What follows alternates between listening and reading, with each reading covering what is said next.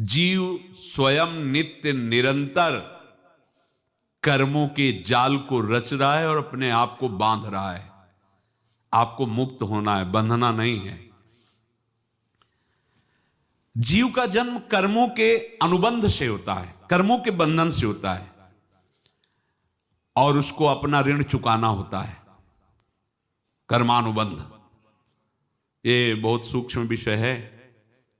जैसे आप जिस परिवार में जन्म लिए हैं तो उस परिवार के लोगों से आपका ऋण है, इसलिए उसी परिवार में आप आए हैं।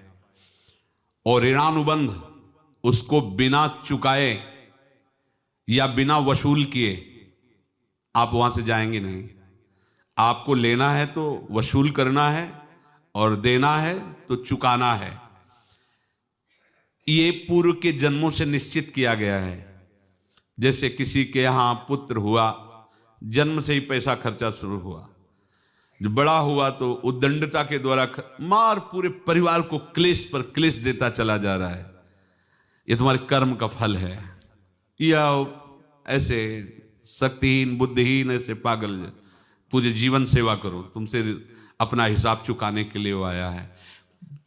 अब परिवार के जो सदस्य जुड़े आके, मतलब पत्नी आते ही पूरी हृदय में आनंद, परिवार में आनंद, और जीवन भर वो आनंद ही सुख देने के लिए उसका जन्म हुआ। वो अपना ऋणानुबंध मुक्त, और आते ही भयंकर क्लेश खड़ा कर दिया, बीच में दीवाल और झगड़ा वैसा, फिर अतरे दिन मारपीट शुरू, कलह अशांति, पूरा जीवन नरक हिसाब करने आए। यहां ऋण चुकाए बिना कोई जा नहीं सकता, ऋण चुकाना पड़ेगा।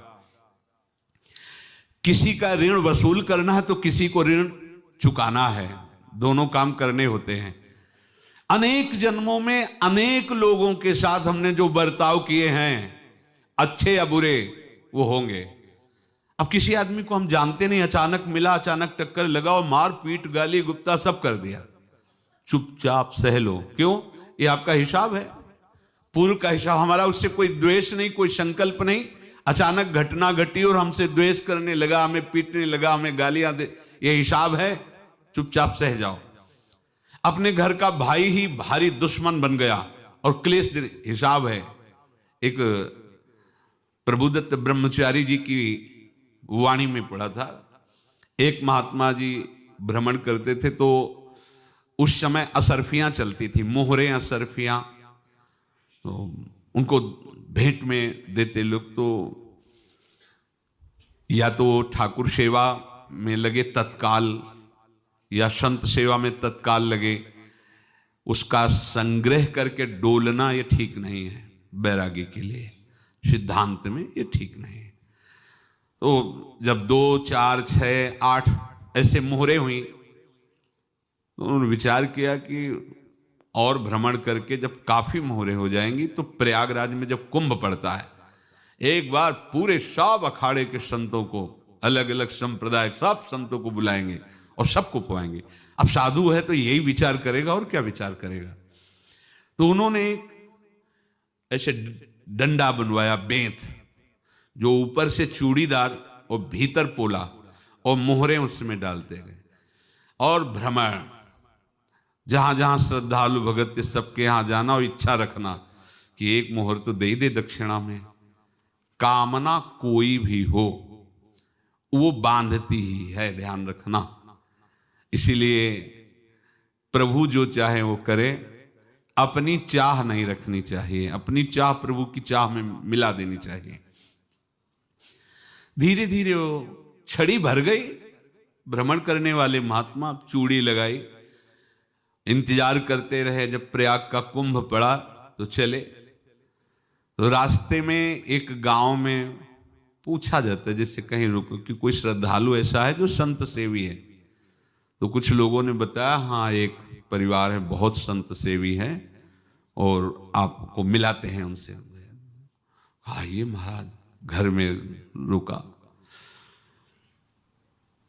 खूब अच्छा हलवा पूड़ी पवाया, और जो घर के मालिक थे चरण दबाए।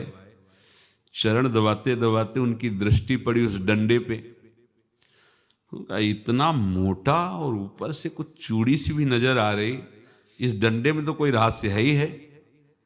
अब महात्मा जी को खवा पिला के सुला दिया। महात्मा जी जब सो गए तो पत्नी से धीरे से कहा, वो डंडा लाओ बाबा जी का। डंडा, वो चूड़ीदार जो ही खोला पलटाया तो सैकड़ों मोहरे। ऐसे संत रोज पधारे भगवान, तुम आनंद हो जाए फिर क्या। पत्नी से कहा, नाप के कंकड़ लाओ। वो तो महात्मा जी तो खाए खीर पूड़ी, आराम से सो रहे।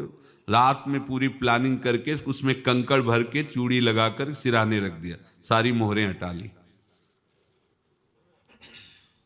महात्मा जी आराम से छड़ी उठाए तो वजन पक्का। वैसे बड़े लोग चतुर होते हैं, पर ये नहीं जानते कि कर्म कितना भयानक होता है।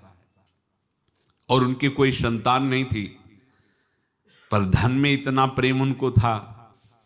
बहुत सावधान। साधु महात्माओं के पास जो अर्थ है, गृहस्थी अगर आता वहीं से है, पर अगर उसको जोर जबरदस्ती या किसी छल कपट से, तो वो उसका विनाश ही करता है। आज तक का प्रमाण है। अब उनको ये भाव पता नहीं होगा, या पता होगा तो लोभ के कारण वो उसको मान नहीं पाए होंगे। महात्मा जी गए प्रयाग में, किसी अखाड़े पर रुके और वहां प्रार्थना की कि कल जो है संपूर्ण अखाड़ों का निमंत्रण किया जाए और सब संतों को भोग पवाया जाए और उनको दक्षिणा भी दी जाए। महंत ने सोचा कि बहुत बड़ा है तो उत्सव है, क्योंकि प्रयाग में कितने हजारों संत महात्मा सब। तो उनका, महाराज बोरों इसमें चीनी और टीनों घी लगेगा, सब व्यवस्था। बोले आप मंगाइए, एक एक हिसाब हम करेंगे, हमारे पास सब व्यवस्था है। बोले कुछ तो पहले दे दो, वो इकट्ठे देंगे हम। उनको था कि अगर हम छड़ी खोला और दो चार मोहरे दी, किसी को पता लग गया तो गड़बड़ हो सकती। बोले हम भंडारे के